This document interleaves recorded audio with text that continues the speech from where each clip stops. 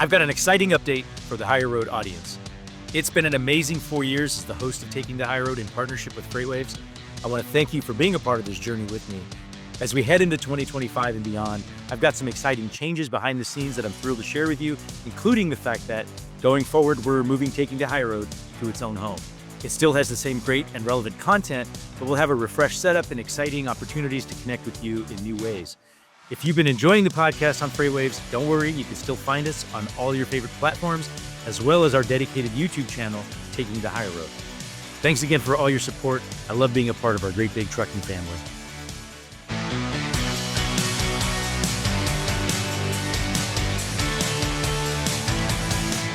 Welcome to Taking the Higher Road, a special show dedicated to the trucking industry, specifically at the confluence of recruiting, retention, and compliance. In the 4th year as the host of this show, I bring over 2 decades of industry experience, both on the carrier side as well as the vendor side. Each week, I interview industry experts and thought leaders who bring their insight to the driver lifecycle as we discuss the industry's greatest challenges. I always appreciate your feedback, good or bad. Don't forget to leave a rating and a review. I'd also like to thank and highlight the show's valuable sponsors. Their dedication and commitment to the industry and to the show is greatly appreciated. If you're interested in being a sponsor of the show or joining me for an interview, please email Jeremy at takingthehigherroad.com. This week, I'm honored to be joined by Shaun Lezer, a Utah-based professional truck driver of over a decade who's made some critical changes to his lifestyle in order to improve his health and well-being. I invited Shaun to join me on the show after we connected in response to the recent launch of Project 61, the nonprofit movement I founded to raise awareness of the industry's greatest epidemic. I was able to chat with Shaun and knew his story would resonate with this show's audience, as well as so many professional drivers out there. Shaun, thank you so much for joining me. Hey, thank you, Jeremy. Thanks for having me. I appreciate it. Well, I'd love to get into your background and hear what attracted you to the trucking industry, back in early 2013. Perhaps you could share a bit about what life has been like for you in the various roles as a driver and specifically what you've seen change, the past several years. I'd love to hear what triggered your motivation to improve your health and what steps you took to make that happen. And then it'd be great to get into just some of the challenges that you and most other professional drivers face when it comes to just to health, especially, and how you're now helping others, not just yourself. And then lastly, we'll answer a question during our newest segment of the show, Industry Health, which is sponsored by Project 61. Does all that work for you? Absolutely. Let's do it. All right. Well, let's we'll dive in and get started. First of all, how did your path lead you to becoming a professional truck driver? Right before I became a truck driver, I was working for a family business that my wife's family had owned. And there wasn't much, there was no direction in that business, and it was kind of falling off the wayside. So my son was about to be born, and I knew that I needed to find a career that was going to help me provide for my family as well as longevity. It'd always be there, always something that I can fall back on. So I decided to sign up for a truck driving school in Northern California, and it was about 3-month process. And after that, I got my CDL in February of 2013. I was driving with Schneider National. So you recognized even before you got your CDL that from a career standpoint, this was a stable path for you. Absolutely. That's encouraging to hear because I know that, and I'm sure our audience knows that, but this was driver, pre-CDL. So recognizing that, I think that's an encouraging thing, especially when, again, you said you've got a family on its way and you needed to be a stable provider. And yeah, and then also what also interests me in the industry was the fact that I would be able to travel. I enjoy traveling a lot. So being paid to travel across the United States for the first couple of years that I was over the road it sounded like a great plan. So now getting into it, you recognize that this was a great, path opportunity. How else might your eyes have been opened, as far as just once you became a driver, just how critical the role of a professional driver is, especially now that you've been in it over a decade? Yeah. I mean, when I first got into it, I had no idea no expectations for the industry. And now being in it'll be 12 years in February of next year. It's been a wild ride, and I've seen and learned a lot.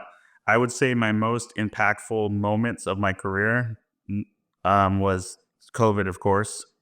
I was working for Safeway Albertsons, and just seeing all the freight that was being moved to the grocery stores was unbelievable. I mean, it was just loads and loads and loads of supplies for the American people. Yeah, the demand for anybody who was on the outside and recognized during especially COVID, that's a watermark in our industry, and it Was really, goes to show, obviously when there's, catastrophes, natural catastrophes and things like that, trucking's right there, um, and they're helping. In this case, this was a really big deal, and it was encouraging to see how much support from people who maybe didn't even think twice about, trucking or the industry or drivers specifically. That that was encouraging. It was a really big deal. Now you drive for In-N-Out Burger, is that I right? Is do that who? now. Yeah, I do. It's awesome. It's allows me to be home every day. It's a night shift job, but I mean, I'm home every day and just get to spend a lot more time with family. We do four four tens, so do 4 days on and 4 days off. So it gives me a lot of home time. I really appreciate that. Yeah, well, and I may be stirring the pot with my audience a little bit, but, I'm gonna say In-N-Out is the best fast food hamburger that exists, period, and, it's Would agree. I would say it's not debatable. I'm from Southern California originally, so that's a staple, to my childhood and very nostalgic for me. Um, so now even though I've made some, significant changes, to what I eat, I still make room for a delicious In-N-Out burger every time I visit, Southern California and visit family and stuff like that. Um, as a professional truck driver, though, what would you say is the biggest challenge that you face, that impacts the rest of your life, especially in the over the road sort of long haul days? I would say the biggest challenge out there is food choices. Whether it is go when you are been driving for a long day, 11 hours, and you go inside a truck stop, there's not very many healthy choices. And the truck stops have marketing to where they have all the unhealthy choices right there and cheaply. And so that's your brain, you're just tired and you're walking around a truck stop. Your brain automatically just wants to grab the fastest, easiest thing. And it's definitely not the healthiest. And then the other side is if you're trying to be healthy, you're going to prepare all your meals inside the truck. Most drivers have a refrigerator or a microwave, but it's hard to restock that supply of food, and you can only hold so much, maybe 3 or 4 days worth of food. So I'd say that's the biggest challenge we face. Yeah, well, and even knowing what is healthy versus what isn't, I think that's some part of, there's some education that's necessary. For example, you know, I listened to a podcast, that you, did earlier this year with, our great friends at St. Christopher Truckers Relief Fund. Is you shared, about your journey to improve your health, and you commented on what your, normal breakfast would be, right? Hostess donuts, a frappuccino, bottle of, frappuccino. I mean, just sugar upon sugar, refined carbs and sugar, and it's the antithesis of healthy. But you might think, oh, it's fine, right? I mean, but it's not, you know. And then especially drinking that. I mean, it's literally just there's no faster way to get sugar into your system than by drinking it. And, so that's just not that particular drink, but any, like the energy drinks, and you're just getting this huge glucose spike without any of the nutrition, none of the fiber. And I don't wanna get too into the weeds of that, but it's that awareness, I think, is that I'm driving at, like, knowing what is healthy versus, what's not healthy. What's scary is you're constantly chasing that sugar high because after a couple hours, you're gonna get that sugar crash. So then you got to feed yourself more sugar to stay awake and to keep you going for the day. So that was a scary part looking back now what I was doing. Well, and on that, like, can you share just with the audience, what was the catalyst or the motivation for you to make that decision to address your health as a professional driver? Because that you made a choice at one point. Can you kind of share how did that all come to be? About a year and a half ago, I made the choice to just make drastic changes in my life to want to be healthy mentally and physically for my family, but more so for myself and for my health. I wanted, disease prevention. My entire family, both parents, all four grandparents were diabetics, and I'd say 3 out of the 4 died from diabetes. And so that's something that I want to hopefully prevent. And if I can't prevent it, I can manage it. Well, it's hopefully it's breaking the chain, right? If Absolutely. you've got that family chain, but in order to do that, I mean, so much, and I know there is a small percentage of, and that's type 1 diabetes, right, where it's genetic. But Correct. type 2 is very Two. much aligned with, lifestyle, you know? Absolutely. And that's what all my family was type 2 diabetics. Okay. Well, I know, you reached out to, St. Christopher's after hearing an ad on, Road Dog Radio, That's right? I think correct. it's so this is a plug for both our great friends at St. Christopher's and our, friends at Road Dog. Absolutely. Um, and then you began to participate in their, Healthy Habits program, which, by the way, if I'm not mistaken, is that a St. Christopher's emblem on your shirt? It is Nice. correct. Yeah. Nice. Yeah. You participated in one of St. Christopher's programs for drivers called Healthy Habits. How did that program help you? Wow. I mean, it's helped me in so many different ways. The people over there at St. Christopher's, I cannot say enough about how amazing they are. They are just so helpful, and they're just there to listen and no judgment. That's what's been the biggest part for them, is just having no judgment and just listening to the drivers, and then giving feedback and education on how we can make small changes that will last forever. Well, now, what are some of those changes that, in the last year and a half or so, what are maybe some of the biggest changes that that have been benefited you the most? I would say the walking. My goal is to get 10,000 steps every day. And that's something I was never doing before. Staying hydrated. That's something I struggle with, but it is definitely something that I'm aware of. And I know that it's the most important thing, is to stay hydrated all day. And then portion control. I used to just sit there and eat till I was hurt. My stomach was hurting. Now I'm able to eat till I'm full and just push away. Yeah, that's the American way, by the way. We eat until it's gone. Yeah, And absolutely. we eat really fast. I read Yeah. a lot of books about this kind of stuff, and, in so many other cultures, they eat so much slower, and people say like, "Oh, the French portions French food, for example, the portions are so small."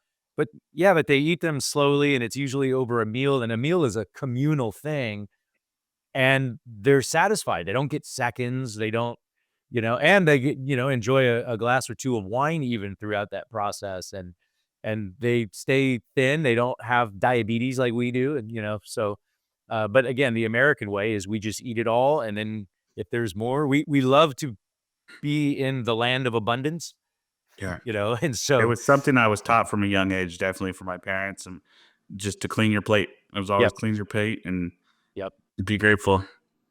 Yeah, no, it's a really good point. It's true. I look back in my childhood, same thing. But now, as a professional truck driver, and really just as an adult, let's say that first, Mhm. would understand that we've got to be more mindful of what we eat, how much we eat, and how much we move. You talked about walking, and by the Mhm. way, the fact that you can get upwards of 10,000 steps a day, I think, it's really difficult if you're a long haul, over the road driver. That's really Absolutely. difficult. They might It be is. fortunate to get 5 or 6, but it takes a lot of discipline, and it takes a lot of you have to be real intentional, would you say? Yeah, correct. I would say that. And yeah, for especially for an over road truck driver, you're tired. You are exhausted. And that's the last thing you want to do, is go out and be disciplined and try to get in your steps. You just want to sleep. Well, you mentioned hydration too, and one of the things that I've learned recently is, I'd say probably about 2 months or so I've been doing this. Every single morning when I wake up, before I mean, I drink coffee every day. I mean, I'm an American, but the first thing I drink is about 32 ounces of water. That's the first thing I drink. I've just gotten into the habit of it. I don't just chug it. I mean, I'm sitting there. I might, if I get up a little early before, like, I've got to get the kids up. Yeah, I'm reading a little bit, just kind of catching up on some stuff, but I'm just drinking that water. And then as soon as I'm done with that water, then I go get a cup of coffee. But I've built into a habit of that first thing I do in the morning is hydration. I've read that in a couple different places, the value of doing that. And so, and I feel better. And I think, it's these types of little things. You don't have to start running marathons tomorrow, right? You just need to do little baby steps, and you'll start to notice a difference. I assume that you started to feel much better after some of changes that you had made? Oh, absolutely. Yeah, no, I was just yesterday I was talking with my wife and I had to prove to her that I'm able to touch my toes now, where that's something I was not able to do. So it feels really good to be more limber and flexible at my age, 42 years old. Nice.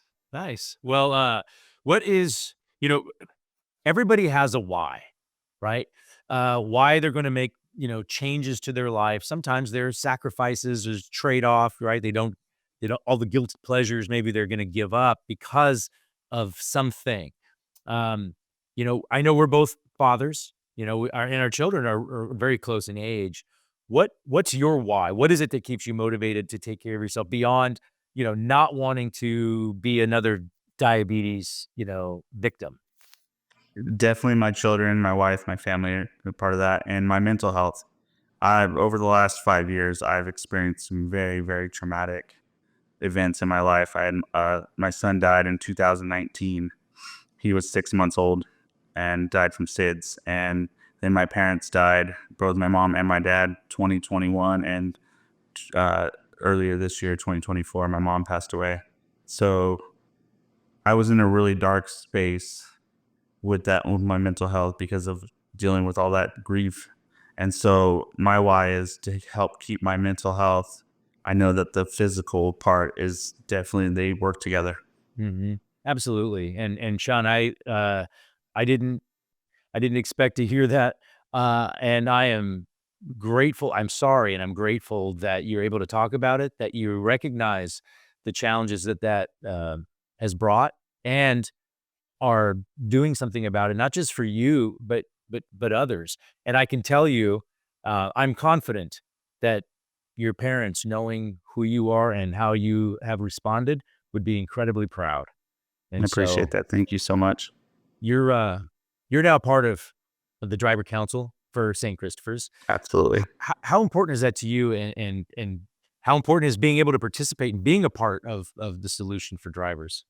It feels really, really good because the trucking industry has done so much for me and my family. I mean, everything we're able to afford from the trucking industry, the life that I've been able to provide for my wife and for my kids. So to me, this is giving back to the trucking industry. It's a way that I can help other drivers, not only now, but in the future as well.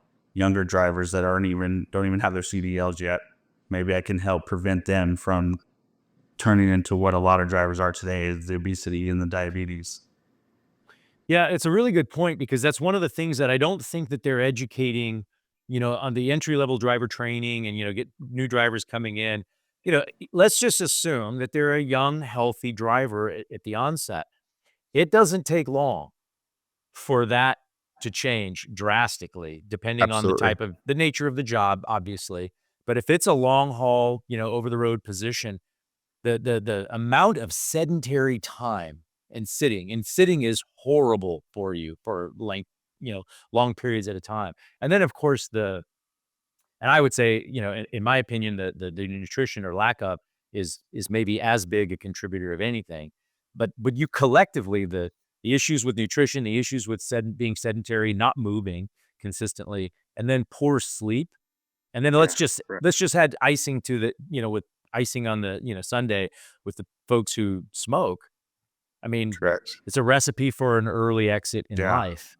And Um, I joined the trucking industry when I was 30 years old, and I was fairly healthy. I wasn't perfect by any means, but I was fairly healthy. And after my first year of driving over the road, I gained 80 pounds, 80 pounds, and it was scary. and that's I would imagine that there are thousands or more stories like that, from drivers who got into the industry. And here's the reality. It's a tough job. I mean, but we really need it. But we really need you to be healthy so that you can live longer, because at the end of the day, trucking isn't your life. Trucking is a means to an end. It's a great job and it's so important, but your family is your life, and it's the experiences that you hope to have in your life that matter. And so, we want you to stay with us, right? That's kind of the whole point. That's what we want to help and impress upon the industry. Now, you mentioned walking earlier, and so before I get into the industry health segment, I do want to talk real quick about with St. Christopher's. You were the spearhead or the inspiration for a virtual 5K that was done earlier in 2024. Can you share how did that come about? And yeah, share a little bit about that. Yeah, it was. We were just had a group conversation, and it was probably about 6 or 7 drivers plus the facilitator at St. Christopher's, which is Lindsey Bryan, Yep. and it was amazing. We were just having a great conversation, and we were just talking about things that we could do to help drivers outside of St. Christopher's, and help bring drivers into St. Christopher's, but also just bring awareness and community to drivers as a whole. And I just threw out the idea of having a 5K, and it's something that this year was fairly small, but we hope to grow it every year.